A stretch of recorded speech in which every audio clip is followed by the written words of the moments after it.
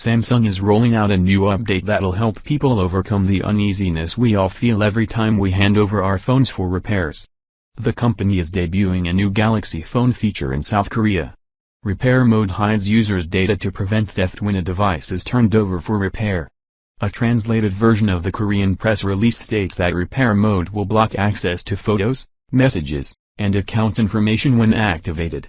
This feature allows users to protect data, photos, attachments, contacts, and other data so that prying eyes cannot access information while a device is out for repair. Stephanie Kurtz, lead faculty for the College of Information Systems and Technology at the University of Phoenix, told us over email.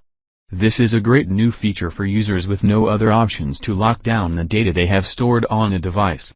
In an email discussion, Dmitry Shielist, founder and CEO of OneRep, an online privacy company that helps people remove their sensitive information from the internet, told us that the feature makes very good sense as many people store personal and often very sensitive data on their devices, from passwords and PIN codes to financial accounts and credit card details.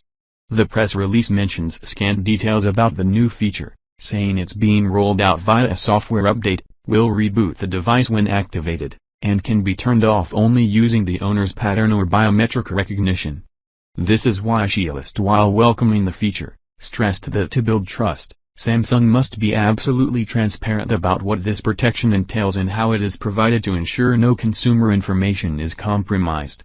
Consumers, on their end, should be more curious about how devices and apps installed on them handle their data and adopt the privacy-first approach that helps to avoid breaches, identity theft, and other privacy issues that may cause financial damage and other far-reaching consequences, said Shielist.